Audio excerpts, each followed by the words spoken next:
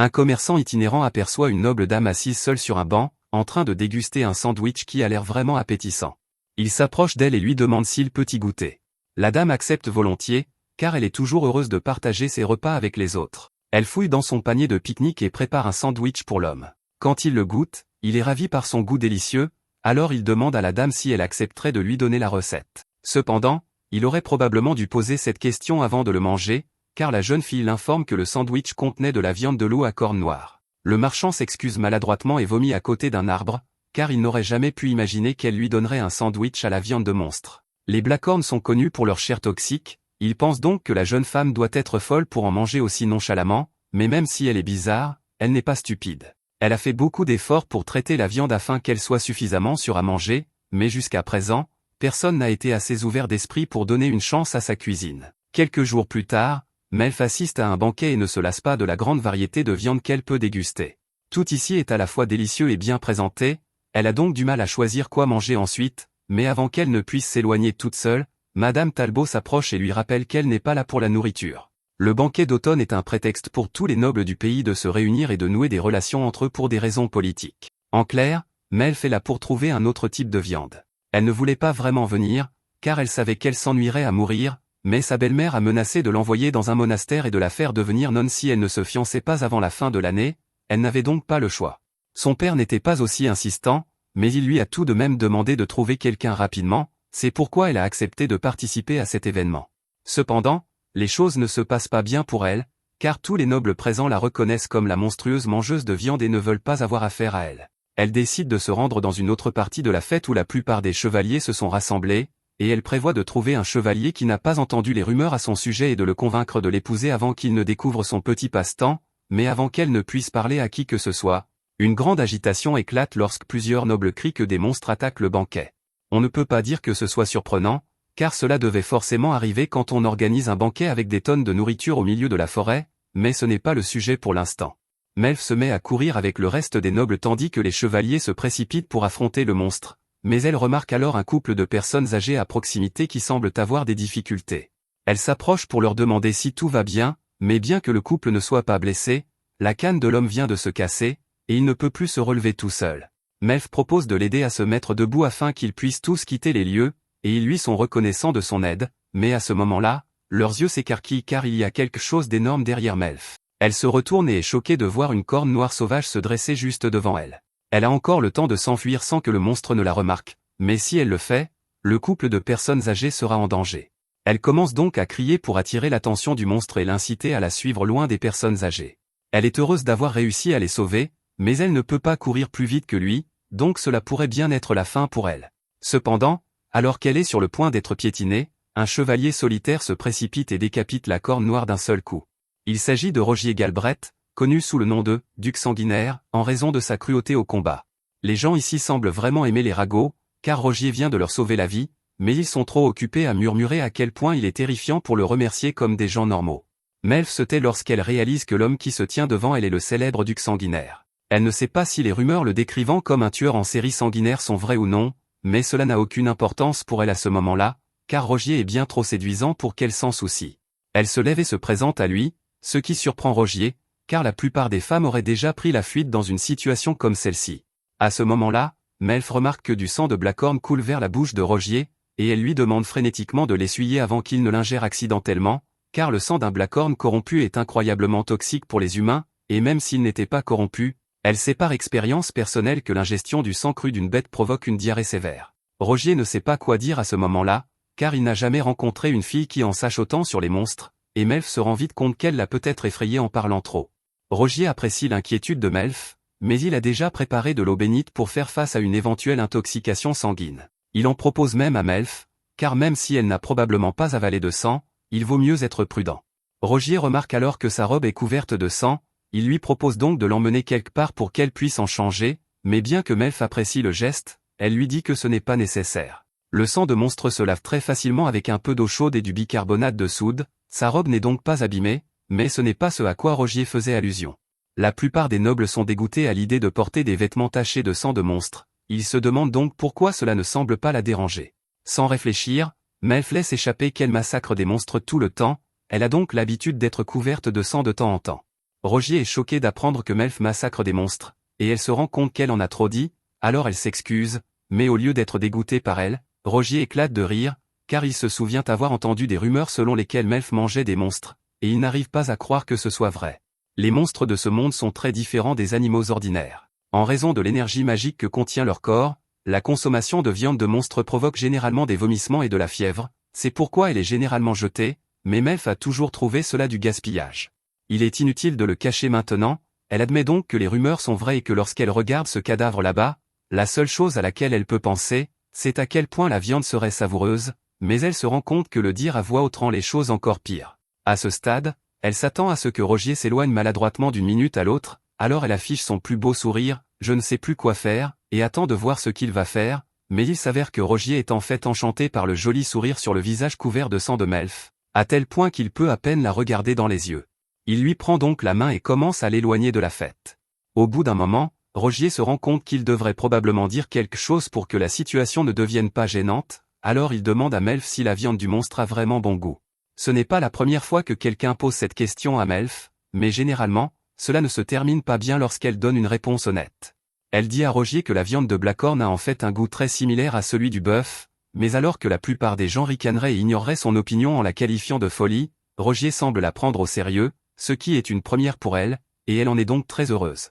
Elle poursuit en expliquant que pour rendre la viande comestible, il faut éliminer toute la magie qu'elle contient, ce qui est facile à faire pendant le processus de saignée. Rogier lui demande alors si elle accepterait d'en préparer pour lui. Melf répond qu'elle serait ravie de le faire, mais elle le prévient que la viande provenant d'animaux fous comme celui qu'il a tué aujourd'hui a tendance à être un peu difficile à digérer, même avec une préparation adéquate. Il devra donc attendre qu'elle puisse se procurer de la viande non corrompue. Rogier dit qu'il attend cela avec impatience, mais en attendant, il veut quand même offrir à Melf une nouvelle robe pour qu'elle puisse se changer, alors il la ramène au pavillon de sa troupe. Le subordonné de Rogier, Kos, vient l'accueillir à son arrivée, et après que Melf se soit présenté, il reçoit l'ordre de lui trouver une nouvelle robe pour qu'elle puisse se changer. Pendant ce temps, Rogier l'emmène dans l'une des tentes et lui prépare un petit bain d'eau chaude afin qu'elle puisse se laver le visage pour enlever le sang. Melf insiste sur le fait qu'il n'a pas besoin de se donner tant de mal pour elle, d'autant plus qu'il a beaucoup plus de sang de monstre sur lui qu'elle. Elle dit à Rogier qu'il devrait d'abord se laver lui-même, mais c'était déjà son intention, et il a déjà commencé à retirer sa chemise. Il ne voit rien de mal à cela, car il le fait tout le temps, mais Melf, en revanche, est extrêmement troublée. Elle a déjà vu des chevaliers retirer leur chemise pendant les séances d'entraînement, mais cela fait toujours battre son cœur plus fort à chaque fois. Rogier lui demande si quelque chose ne va pas, et Melf ne veut pas mentir, alors elle avoue qu'elle admirait son incroyable physique. Rogier ne s'est jamais vraiment soucié de son apparence physique, mais il s'entraîne souvent pour pouvoir combattre régulièrement des monstres, il est donc naturel qu'il soit musclé. Melf l'a trouvé cool lorsqu'il a décapité le Blackhorn, alors elle lui demande si elle pourrait apprendre à faire la même chose.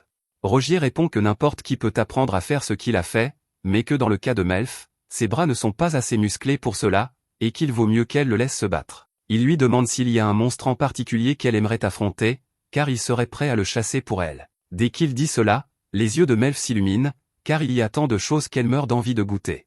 Mais à ce moment-là, Kos revient et réprimande légèrement Rogier, car il trouve inapproprié qu'il soit à moitié nu devant une jeune femme comme elle. Rogier rétorque qu'il n'a enlevé que sa chemise, qu'il n'est donc pas complètement dénudé, mais quoi qu'il en soit, cela reste inapproprié. Peu après, Melf a enfilé la robe que Kos lui a préparée, et elle adore son motif. Rogier dit qu'il a emprunté cette robe à la reine il y a quelque temps et qu'il trouve qu'elle lui va très bien, mais pendant tout ce temps, il tient la tête de la corne noire, et tous ces hommes sont choqués que Melf ne semble pas s'en soucier.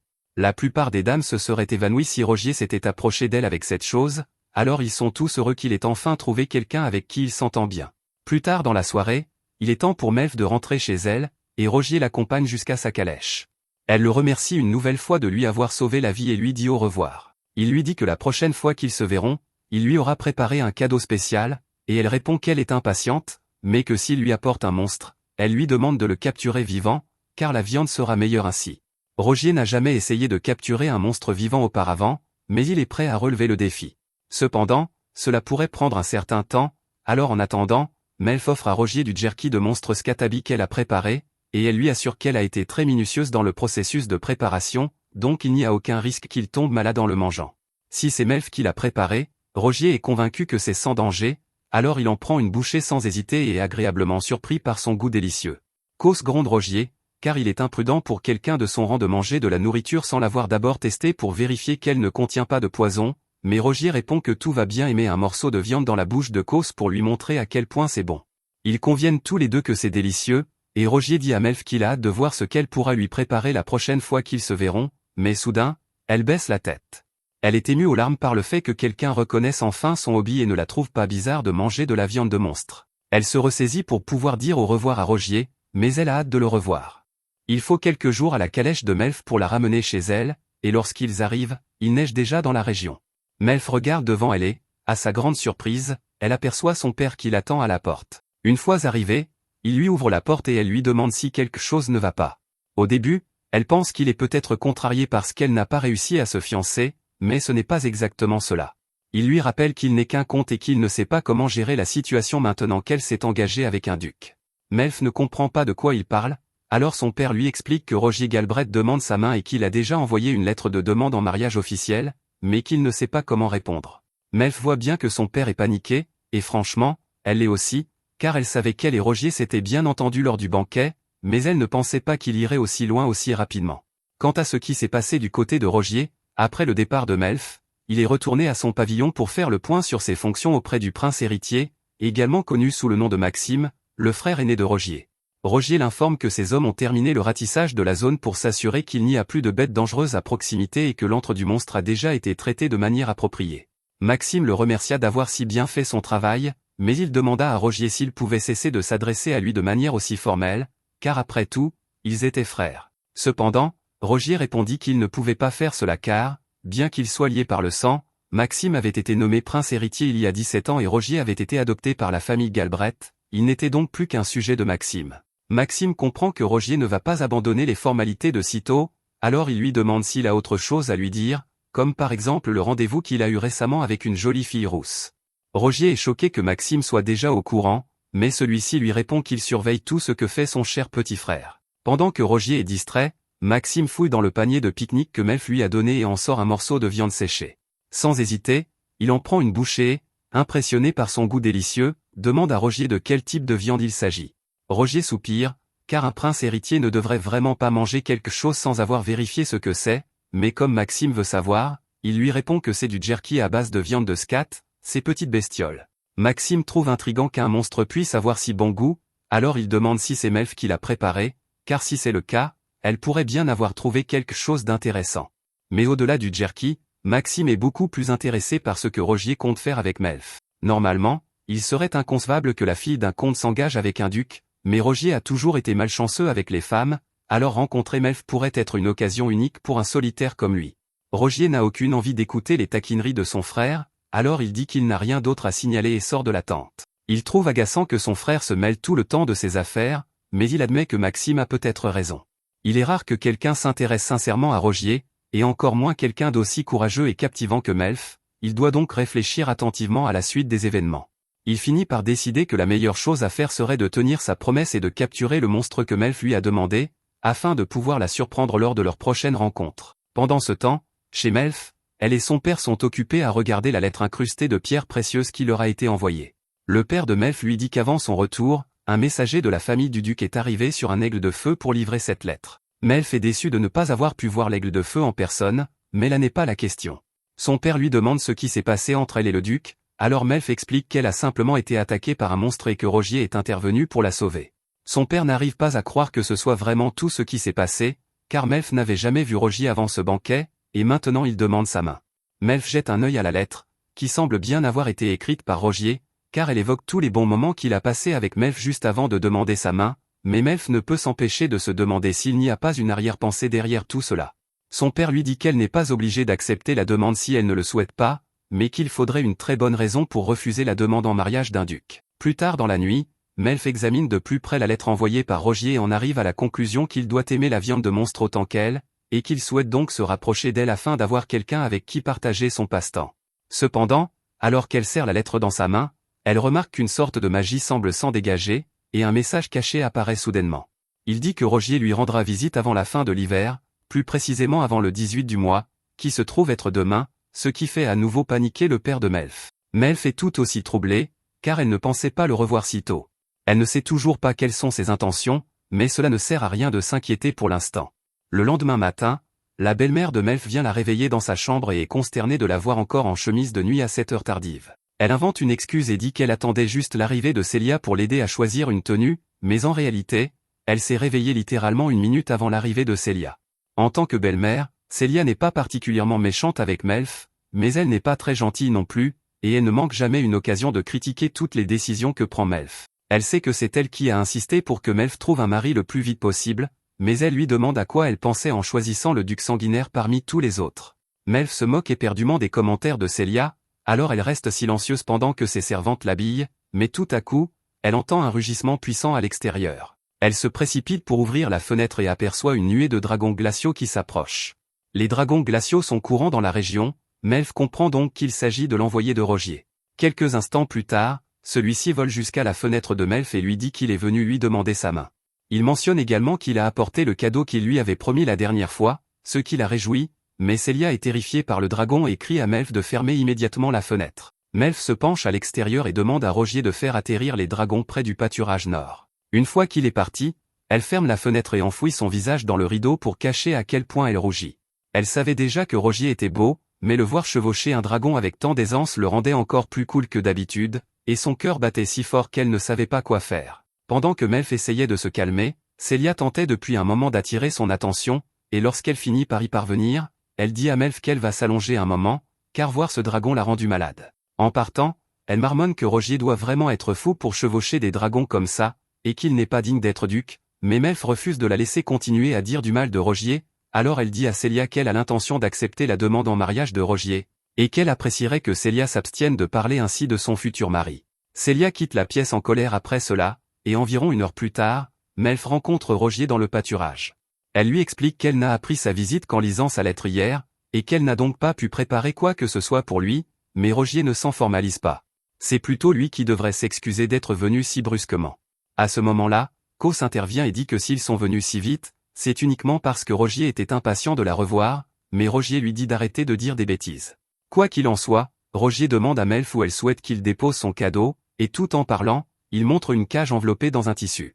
Les yeux de Melf s'illuminent lorsqu'elle réalise qu'il a vraiment capturé le monstre pour elle. Elle sait que c'est elle qui l'a demandé, mais maintenant elle se sent un peu mal de lui avoir demandé de faire tout ça pour elle. Rogier remarque qu'elle agit de manière un peu étrange, alors il demande à Melf si quelque chose ne va pas, et tout à coup, elle lève les yeux et le remercie sincèrement pour ses efforts. Elle demande si elle peut jeter un petit coup d'œil à l'intérieur, et Rogier n'y voit aucun inconvénient, alors il la conduit jusqu'à la cage.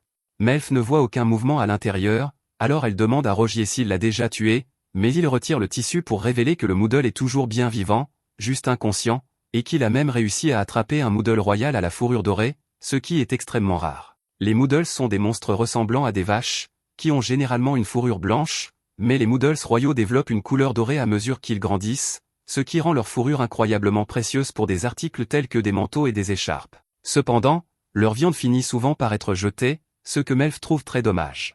Melf n'en a jamais goûté, mais comme c'est un herbivore qui ne se nourrit que de fruits et de champignons, elle s'attend à ce qu'il soit délicieux. Mais à part cela, il est rare d'en trouver un avec une fourrure aussi belle, alors Melf demande à Rogier s'il est vraiment sûr de vouloir lui donner quelque chose d'aussi précieux. Rogier lui répond qu'il n'aurait pas pris la peine de le capturer vivant s'il ne comptait pas le lui donner, et Melf est très heureuse d'entendre cela, car cela signifie qu'elle est libre de le préparer comme elle le souhaite. Elle ne peut exprimer à quel point Rogier l'a rendue heureuse, et il est clair que la voir ainsi rend Rogier très nerveux, alors Cos et les autres restent en retrait et le laissent profiter de ce moment. Peu après, le père de Melf arrive pour saluer officiellement Rogier et le remercier d'avoir fait le long voyage jusqu'ici. Rogier s'excuse d'être arrivé si soudainement, mais il dit qu'il voulait obtenir une réponse à sa demande avant l'arrivée de l'hiver, et Melf était tellement excitée par le Moodle qu'elle a presque oublié que Rogier était là pour demander sa main. Elle demande à son père la permission de laisser les dragons de Rogier chasser dans les montagnes, et celui-ci n'est pas opposé à l'idée, mais il est un peu perplexe car il pensait que le Moodle était destiné à nourrir les dragons.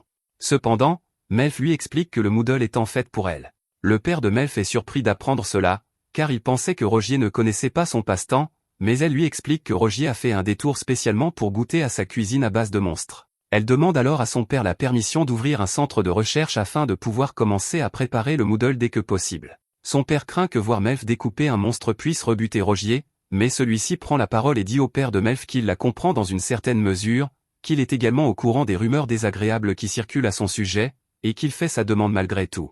Apprendre que Rogier s'intéresse autant à Melf est la meilleure nouvelle que son père ait entendue de toute la journée, alors il dit à Rogier de se sentir comme chez lui, mais avant cela, Rogier dit qu'il aimerait s'occuper du cadeau qu'il a apporté avant qu'il ne se réveille, car il est encore vivant. Le père de Melf est choqué d'apprendre que Rogier a apporté un Moodle vivant ici, mais c'est Melf qui lui a demandé de le capturer vivant. Sur ce, Rogier dit qu'il aimerait assister au processus de préparation, alors son père lui demande de lui montrer son centre de recherche. Rogier et ses hommes partent sur les dragons pour se rendre au centre, et Melf s'amuse beaucoup, car elle a toujours voulu essayer de monter un dragon. Lorsque le centre apparaît, Melf le montre à Rogier, mais il perçoit une légère hésitation dans sa voix et lui demande si quelque chose ne va pas. Melf fait semblant de rien et répond qu'elle est juste nerveuse à l'idée de monter un dragon pour la première fois, mais ce n'est pas vraiment ce qui la tracasse. Elle est heureuse que Rogier ne lui en veuille pas de manger de la viande de monstre, mais elle ne saura pas s'il est vraiment d'accord tant qu'il n'aura pas vu comment elle la prépare, et elle est plutôt nerveuse car elle ne sait pas comment il va réagir. En arrivant au laboratoire, Rogier remarque un ancien cercle magique inscrit sur le sol. Il interroge Melf à ce sujet, et elle lui explique qu'il s'agit à l'origine d'une création de sa mère, mais qu'elle y a apporté quelques améliorations. Elle dit que c'est ce qu'elle utilise pour préparer la viande de monstre, et Rogier trouve que c'est une idée géniale, mais il se demande comment elle parvient à le faire, car il serait difficile de drainer toute la magie d'un cadavre de monstre avec seulement ce cercle. Melf lui répond qu'elle utilise en fait un autre outil dans le processus. Elle se rend dans la remise et en sort un flacon en quartz. Elle explique qu'elle l'utilise pour extraire à la fois le mana et le sang de la bête. Même s'il semble ordinaire pour l'instant, une fois qu'elle aura commencé le processus et appliqué sa magie, il deviendra beaucoup plus coloré. Rogier est impressionné par le savoir-faire de Melf, mais maintenant qu'elle lui a expliqué comment cela fonctionne, elle aimerait lui demander une faveur. Elle sait que cela peut paraître un peu étrange, mais elle dit qu'elle aimerait le voir utiliser son épée pour décapiter à nouveau un monstre. Peu de temps après, Melf annonce qu'elle est prête à commencer, mais comme le nettoyage du Moodle va lui prendre un certain temps, elle demande à Rogier de lui donner un coup de main. D'un geste de la main, il fait immédiatement appel à ses subordonnés. Les chevaliers sont généralement chargés de récupérer les matériaux précieux sur les monstres qu'ils tuent, ils sont donc très efficaces dans ce domaine. En quelques minutes, le Moodle est complètement rasé. Melf adore la douceur de la fourrure dorée du Moodle, mais ce n'est pas pour cela qu'ils sont là. Rogier enlève donc sa veste et demande à Melf si elle est prête à le décapiter. Melf dit une petite prière pour le Moodle et promet de ne pas gaspiller sa viande avant d'activer le cercle magique et de donner le signal à Rogier. Il lève son épée et, d'un mouvement rapide, tranche la tête du Moodle. Le coup de Rogier est si rapide et précis que Melf a du mal à le suivre, mais maintenant que le Moodle est mort, il est temps pour elle d'extraire son sang et sa magie. Elle tient la fiole et récite une autre incantation, faisant couler le sang de la carcasse dans la fiole, mais c'est la première fois que Melf travaille avec une bête aussi grande, et il y a beaucoup plus de sang magique qu'elle ne le pensait. La fiole commence à se fissurer car elle est remplie au-delà de sa capacité, et Melf commence à paniquer car elle ne peut pas s'arrêter une fois que le sort a commencé, mais heureusement, Rogier est juste à côté d'elle, alors elle lui explique le problème et il attrape une autre fiole pour remplacer celle qui est pleine. Grâce à son aide, Melf peut terminer le sort sans encombre et le Moodle est vidé de tout son sang. Rogier est heureux que cela ait bien fonctionné, mais il est surpris que le Moodle ait toujours l'air aussi gros, car il pensait que le fait de retirer tout le sang le ferait rétrécir un peu.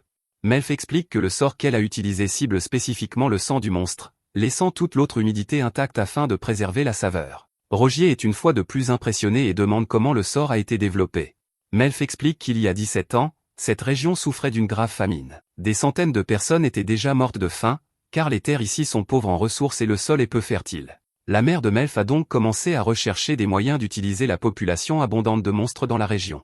Le processus est encore un peu compliqué pour l'instant, mais si Melf trouve un moyen de le simplifier davantage, tout le monde pourra l'utiliser et les monstres passeront du statut de nuisance dangereuse à celui de précieuse source de nourriture. C'est pourquoi Melf a choisi de relever le défi après le décès de sa mère, mais elle admet qu'elle prend aussi beaucoup de plaisir à goûter de temps en temps des monstres rares. Rogier comprend que l'objectif de Melf est noble, mais il a encore une question à lui poser.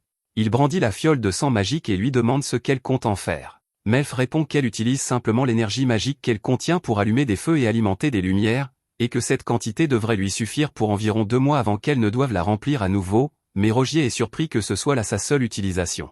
Melf demande s'il existe une autre façon de l'utiliser, et Rogier éclate de rire en réalisant qu'elle n'a vraiment aucune idée de ce qu'elle a accompli. Il lui explique qu'elle a réussi quelque chose que même les mages de la cour royale ont eu du mal à faire pendant des années. Elle a trouvé un moyen d'extraire et de stocker de l'essence magique pure dans une bouteille, et entre de mauvaises mains, cela pourrait être utilisé pour créer des armes de destruction massive. Elle n'avait aucune idée qu'elle fabriquait en fait des bombes, mais Rogier dit que ce n'est pas un problème, car il sait qu'elle ne ferait jamais de mal à personne. Il est simplement heureux que les rumeurs selon lesquelles elle boirait du sang ne soient pas vraies, car avec ses cheveux si envoûtants, il commençait à s'inquiéter qu'elle puisse être un vampire. Melf est troublée par le compliment de Rogier et ne sait pas quoi répondre. Sans réfléchir, elle se met à parler de l'allure éblouissante de Rogier lorsqu'il est arrivé sur son dragon, jusqu'à ce qu'ils soient tous deux gênés et restent là en silence. La situation devient difficile à regarder, alors Kos intervient et rappelle aux deux jeunes gens qu'il reste encore beaucoup de travail à faire. Il s'éloigne alors maladroitement. Peu après, Melf revient vers Rogier avec un permis de chasse.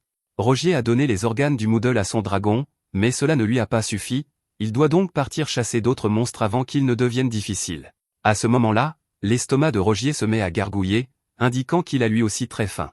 Même s'ils sont censés attendre l'heure du dîner, Melf suggère qu'il n'y a pas de mal à goûter quelques morceaux de viande dès maintenant. Les deux prennent quelques morceaux de viande et, alors qu'ils s'apprêtent à commencer la cuisson, Rogier se souvient qu'il a apporté quelque chose de spécial pour l'occasion. Il sort un moulin à épices et dit à Melf de l'essayer. Elle goûte un petit morceau et est étonnée par la combinaison des saveurs. Rogier explique qu'il l'a volé à son chef cuisinier avant de quitter la maison et qu'il s'agit apparemment d'un mélange de diverses épices, ce qui se marie très bien avec la viande.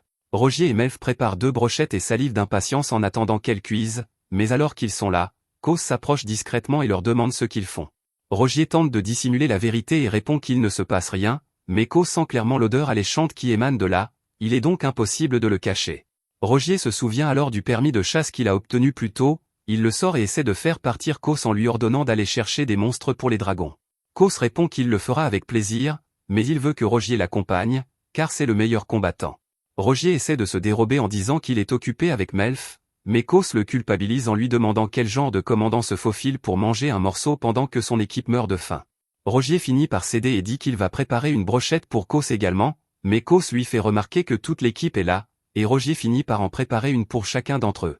Quelques minutes plus tard, la brochette de Rogier est prête, mais Kos lui dit qu'il ne peut pas encore la manger, car il faut d'abord goûter le badge pour s'assurer qu'il ne contient plus de poison. C'est donc Kos qui goûte en premier, et alors qu'il s'attendait à ce que ce soit bon, la viande s'avère encore meilleure qu'il ne l'avait imaginé.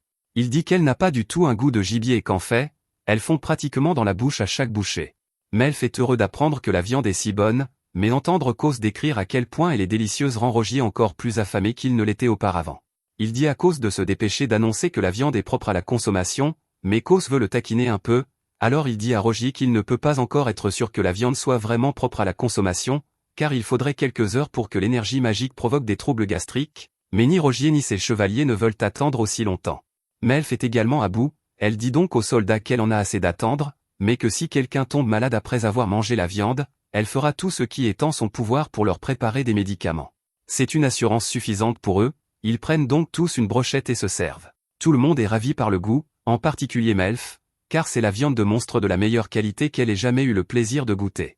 Rogier s'approche de Melf et lui dit qu'elle est un génie pour avoir réussi à rendre la viande de monstre si bonne. Elle essaie de dire qu'elle n'a pu le faire que grâce aux recherches de sa mère, mais Rogier lui dit de ne pas être si modeste, car il ne connaît personne d'autre qui aurait pu accomplir ce qu'elle vient de faire. Rogier et ses chevaliers ont mangé de la viande de monstre à de rares occasions, lorsqu'ils étaient à court de provisions pendant une mission, mais elle avait toujours un goût horrible, car ils ne savaient pas comment la préparer correctement.